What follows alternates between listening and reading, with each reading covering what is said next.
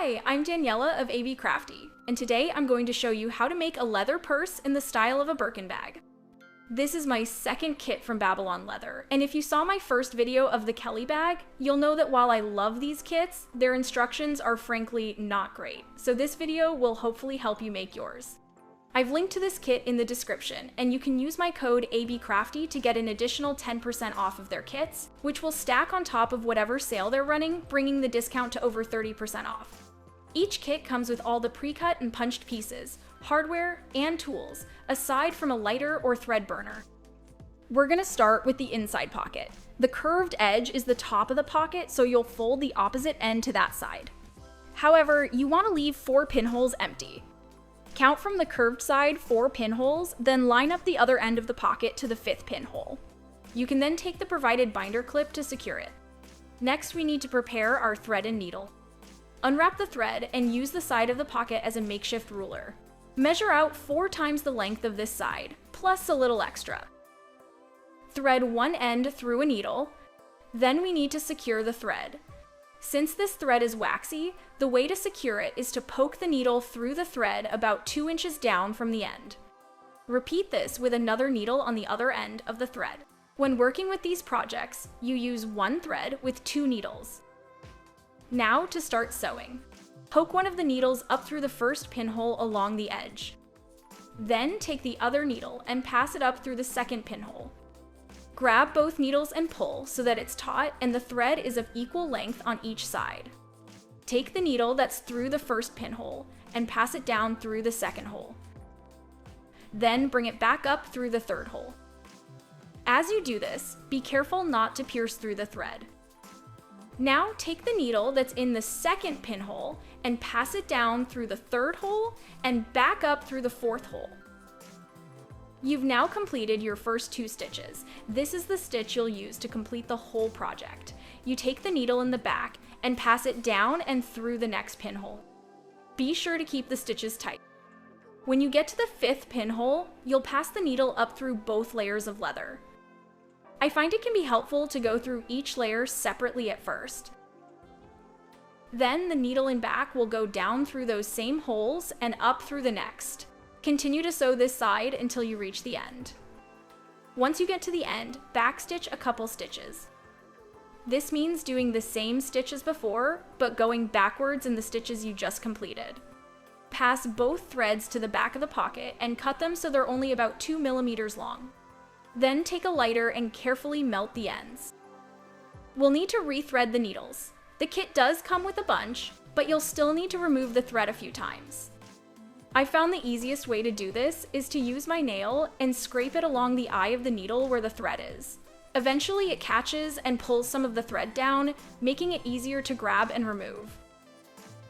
Next, we're going to sew along the middle and the opposite side of the pocket. You'll measure out 4 times the length of each of these. So first, I measured 4 times the length of the middle section, and then I measured 4 times the length of the side. I also added 2 more lengths of the side to have additional thread, as we're going to do something slightly different when we get to the side. Go ahead and thread the 2 needles to each end of the thread as before. You're going to pass the needle into the first pinhole along the center section. This will be the 5th pinhole along the edge that we already sewed.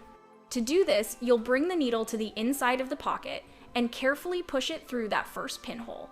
It can help to spread the pocket out wide. Then, with the other needle, pass it through the next pinhole. Grab both needles and pull so that the threads are even. The original instructions say to leave one end longer, but I'd rather just keep them even for now. I adjusted for this by adding that additional length of thread. Continue sewing along the middle section. By the way, on sections that aren't as important to keep super tight, such as ornamental stitches like along this middle section we're currently doing, I'll often use 1 thread and pass it through the stitches on its own. Then I'll grab the other one and finish those stitches. This saves me from having to drop and pick up each needle for every single stitch. Continue sewing until you reach the end of the middle section. Pass the back needle down through the last hole and through the 5th hole from the top on the back piece. You should be able to count 4 pinholes along the edge, and then the 5th pinhole is the one you'll sew through.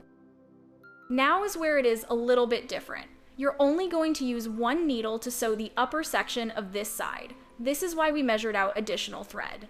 Use the same needle that just went through both pieces of leather and sew along this top edge. When you get to the end, you'll simply go back as though you're backstitching. You'll see this completes the stitches, but using only one needle. Now for the rest of this side, you can resume using both needles. Continue to sew the side. When you reach the end, backstitch a couple stitches like before. Cut the thread and melt the ends. Now we'll have a completed pocket. You can set this piece aside for now. Next, we're going to sew the bottom strips to the bottom of the bag. The bottom piece is a little bit thicker and has the interior color on one side and the exterior color on the other. Be sure to put the exterior color facing up. In Babylon Leather's original instructions, these strips are plain leather, but in my kit they came with nubs attached to them, so I'm guessing they've since updated the kit. So you'll either use the flat pieces or the ones like mine. These pieces line up with the holes on either side of the bottom piece. We're going to sew all around each one, so we'll need thread that's 4 times the length around each. To measure this, I'm just going to measure one side 10 times. This will be close enough to 4 times each long side and 4 times each short side, plus a little extra. I always like to have a little bit extra rather than having to worry about the thread being too short. To make it easy to line up the pieces, start with the bottom right corner. Go from under the bottom piece and up through both pieces, coming through that bottom right pinhole. Then with the second needle, go up through the pinhole above it. Pull on both needles to make the thread taut and even it out. The clip doesn't reach far enough, so it can be a little tricky to keep both pieces lined up. I found it easiest to go through each piece separately for the first few stitches. Then it will be sewn down enough so that the rest of the pinholes will line up more easily, so you can go through both at the same time. Continue to sew all around. One thing I did notice was the thread actually started coming a little undone around the needle as I pulled. You can see here how it's much closer to the edge. This didn't happen in the last kit as that thread was much more waxy. I'm not sure why this one is different and more slippery, but if this happens to you as well, don't pull the needle to tighten and instead pull closer to the base of the thread near the stitch itself. As you can see at the end here, I ended up ignoring my own advice and pulled at the end of the needle and the thread came undone. Since I knew I didn't need much more, I just snipped the end to make it easier to rethread and finished with the last couple stitches. When you've gone all the way around, be sure to backstitch at the end, then snip the thread and melt the ends. Then repeat the process for the other side. This is what it should look like when they're both done. You can set it aside for now. Next, we're going to work on the details on the front flap. You'll see the top of it is already sewn together, but for some reason, mine still had the threads hanging off. I don't know why, and this wasn't the case in the original instructions, so I opted to just snip the threads and melt the ends to keep it out of the way. We're now going to sew along the edge of this front flap, just like I'm drawing with my finger. You'll see we're also going to go around the oval holes. Measure out the thread so that it's 10 times the width of this piece. You're going to start at the first pinhole in the top left. This will be where the stitches that are already there begin. Therefore, you'll have to peel the flap up and bring the needle from the back to the front. Then take the second needle and put it through the second hole. The first few stitches were a little tricky, so I found it was easiest to flip the flap up to more easily access the pinholes. Continue to sew along until you reach just under the first oval hole. Now, rather than making a stitch up to the oval, we want it to look as though the oval was sewn separately. Therefore, to do this, you're going to go from the back and up to the oval. You'll do this with both threads to their respective holes so that there isn't a stitch showing on the top. However, from the back, it will look like 2 straight lines up to the oval hole. From here, you can continue to sew around the oval. As you can see, it now looks as though the oval was sewn separately from the edge. And to get back to the edge, you'll do the same thing. Go from the back across to the edge. Make sure to enter across to the stitch you ended on so that it completes the stitches along the edge. It looks a little odd from the back, but the back won't be seen, so it's okay. Also, the original instructions do it a little differently and cleaner, but I don't want to worry too much about it, so I simply brought the threads back to the edge the way I found the easiest. After going back to the edge, you can continue sewing as normal until you reach the other oval. Then, just as before, move from behind and up through the holes of the oval so as to not make stitches on the front. Then sew around the oval. And again, after going around the oval, go back to the edge coming from behind. This one I didn't plan as well in advance, and probably did one stitch along the edge too many, so the stitches were further than I would have liked. But to fix this at least a little bit, I simply removed the last 2 stitches and swapped their placement.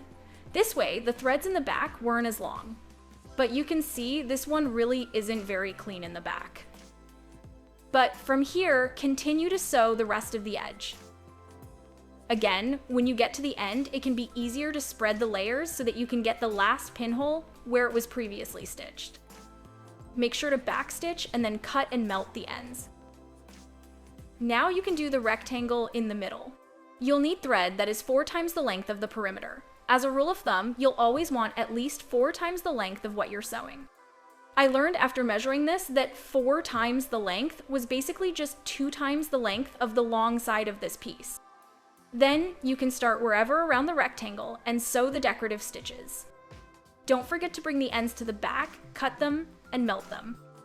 Here's how this piece will look with all of the decorative stitching.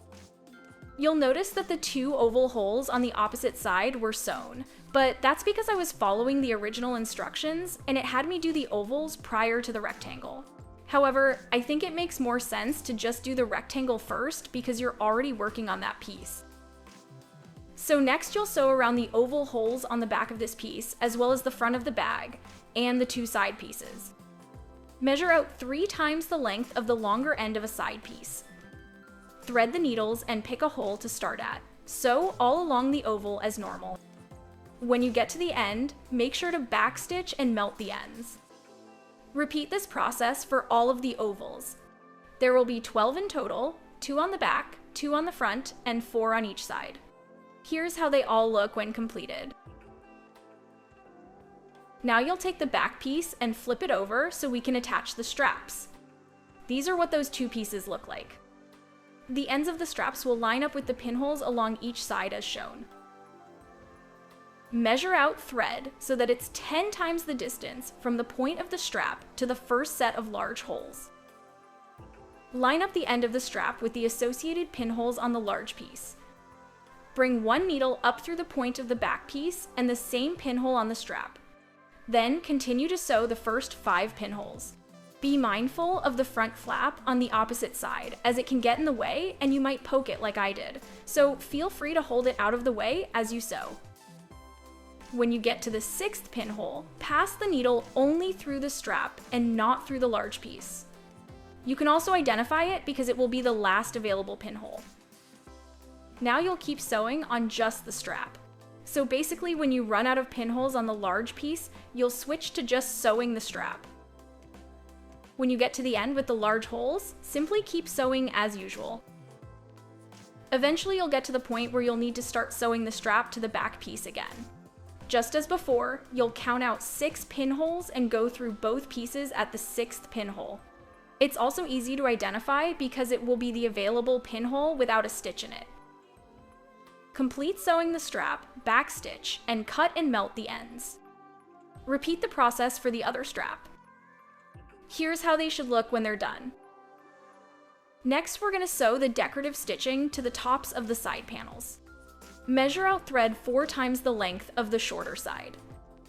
Thread the needles and starting at one end, sew across the top.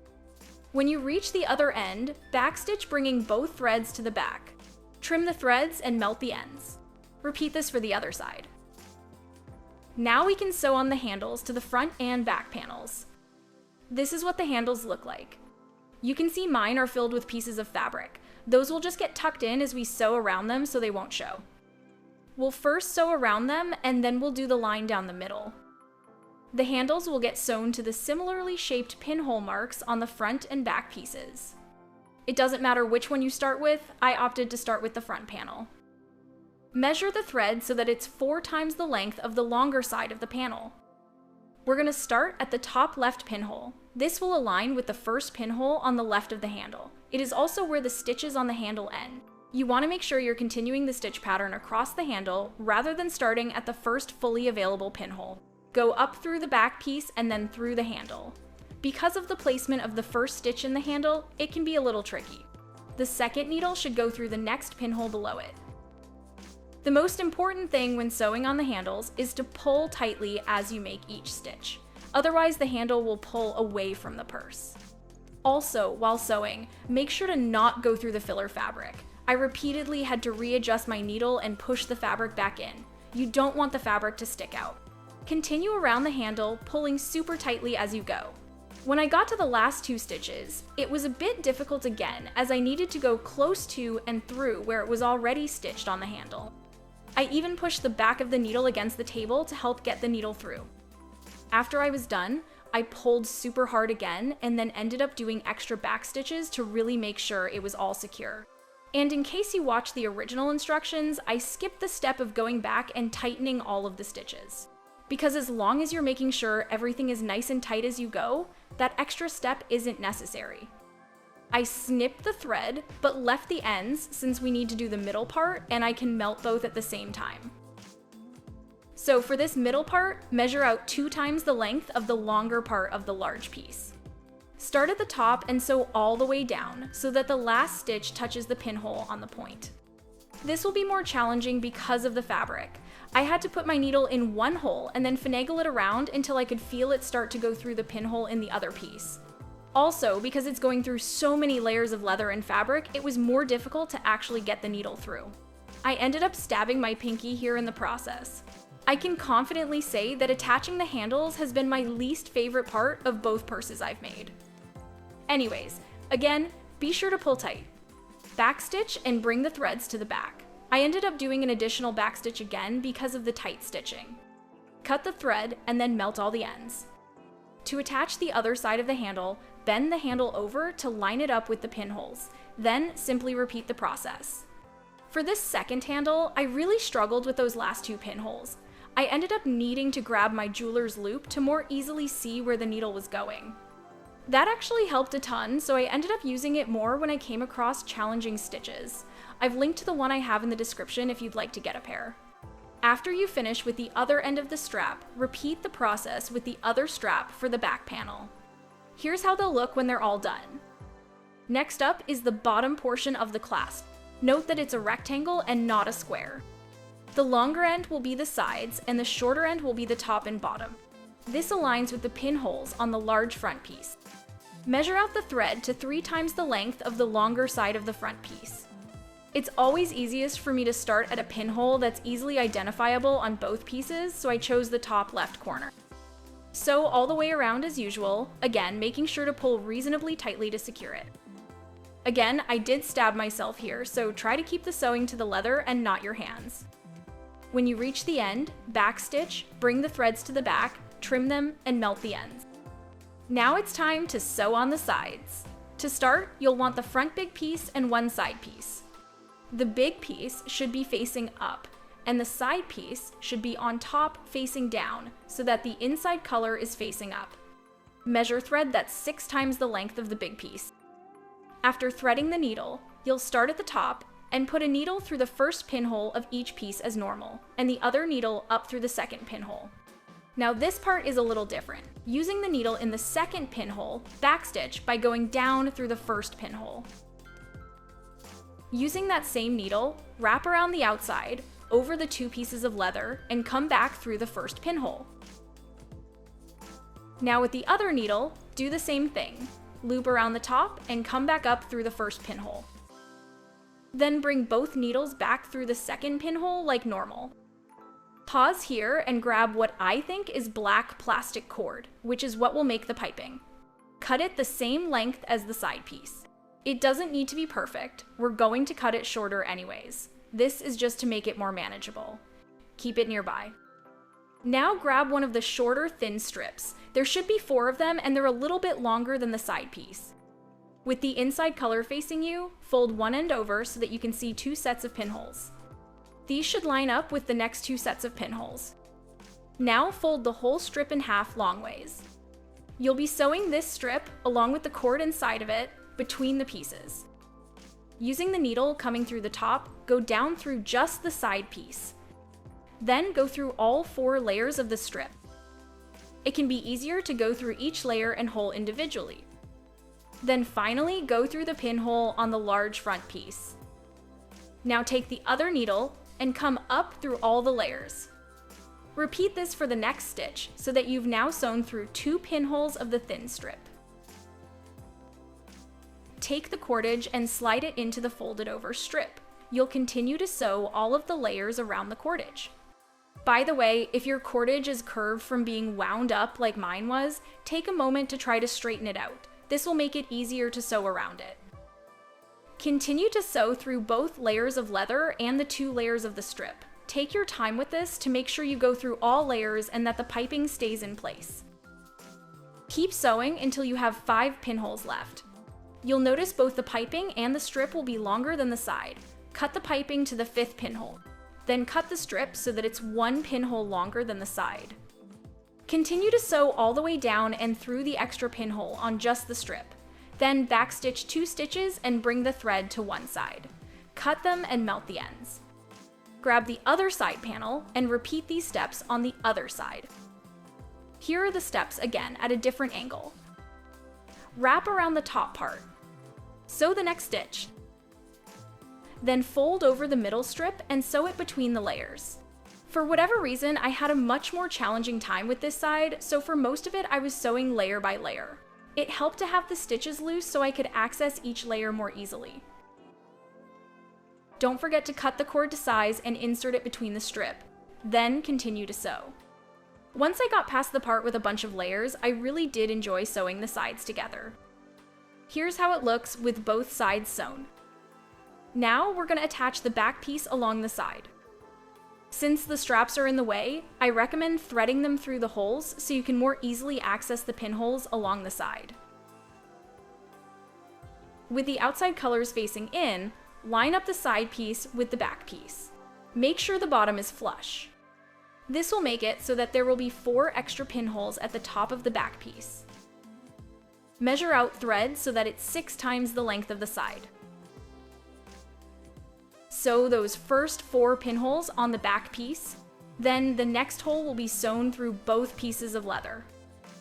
The original instructions say to only do the first 3 pinholes, but the design must have been updated because I did it this way first and there was a pinhole left at the bottom. So avoid having to redo it like I did and sew through the first 4 pinholes. Both sides will be attached at the 5th pinhole. After sewing through 2 pinholes of the side piece, get out another one of the thin strips and repeat the same process as before. Fold over one end with 2 pinholes showing, then fold it in half. Sew it between the pieces. Then add the plastic cord and continue sewing. Cut the thin strip so that there's 1 extra stitch at the end and cut the plastic cord 5 pinholes from the bottom. Backstitch 2 stitches and cut and melt the ends. At this point I received a thread burner, so I use this to melt the ends. It's super easy to use as I can simply press a button and touch the tip to the ends and it melts it, without the need for an open flame. This was my first time trying it out, but I already love it and will be using it going forward. I've linked to it in the description and you can use the code ABCRAFTY to get 15% off. Now for the other side of the back panel. Line it up with the remaining side. Again, there will be 4 extra holes at the top. Repeat the same process as before.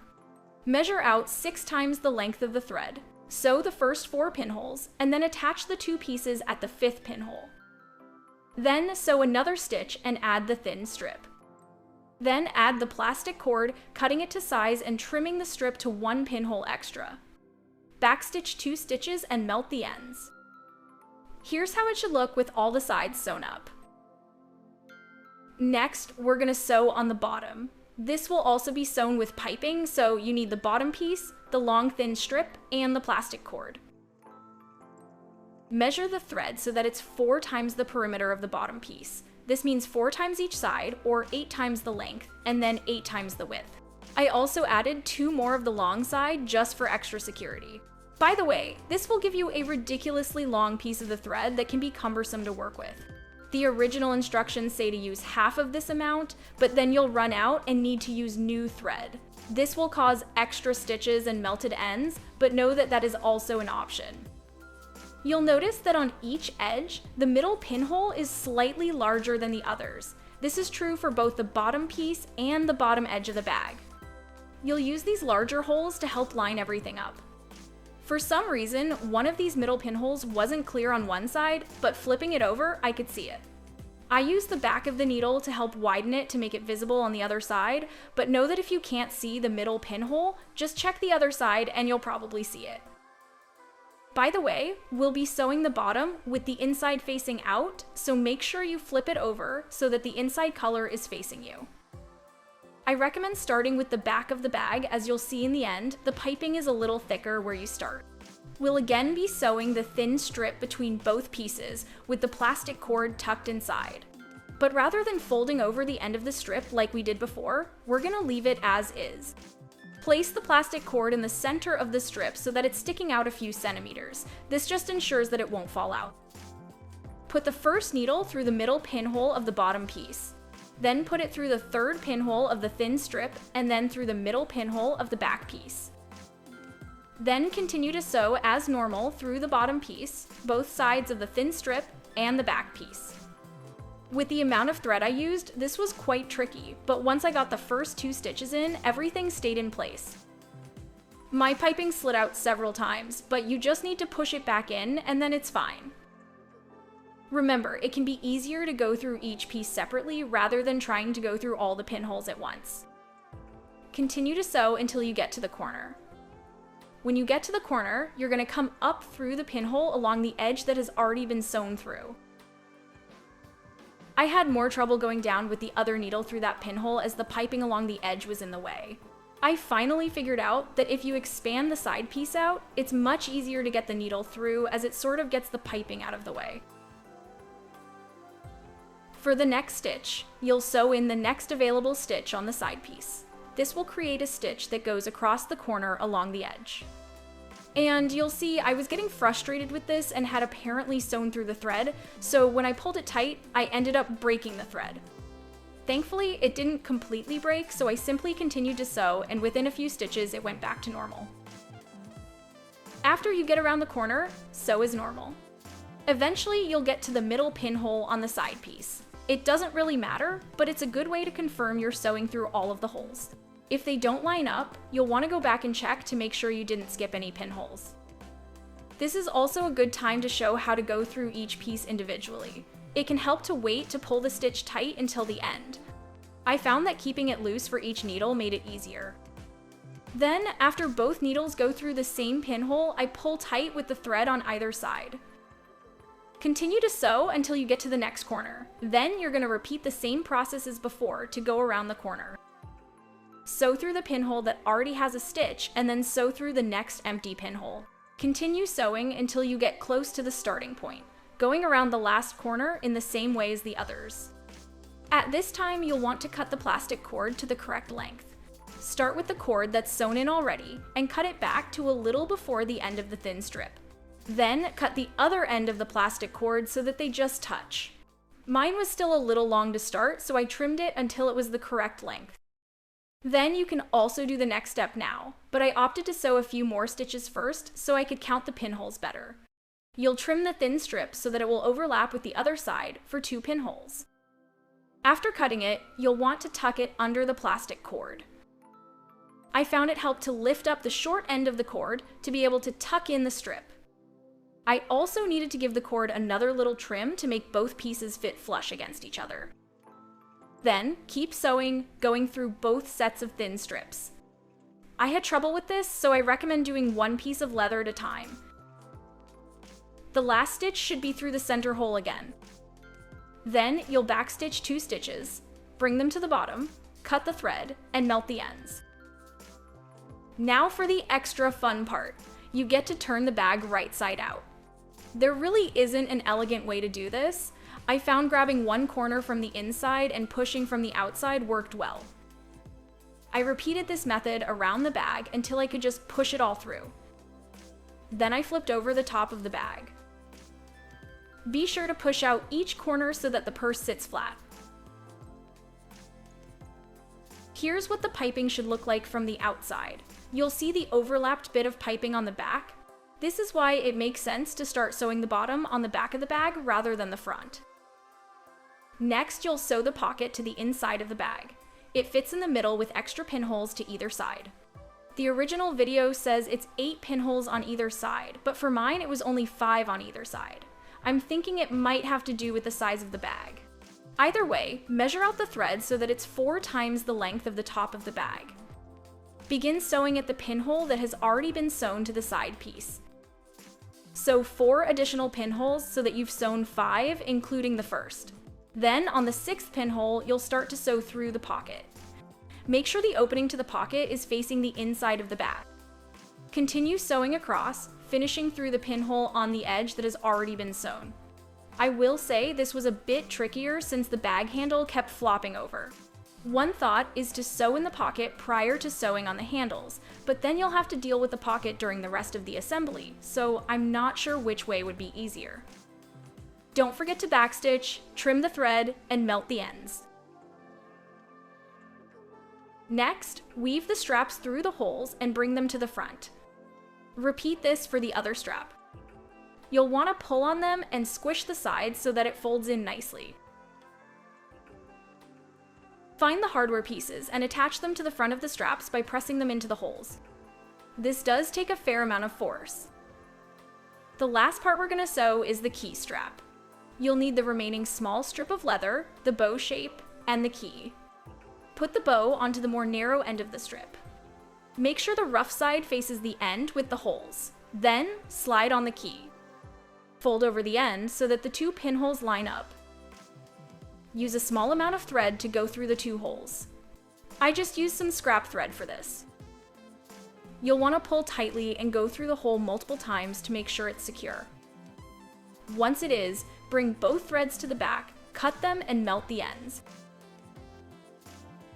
Measure out the thread so that it's 4 times the length of the bow shape. I wasn't paying attention and did 8 for this one, but you just need 4 times the length. Fold the bow shape over and sew one side, starting at the folded end.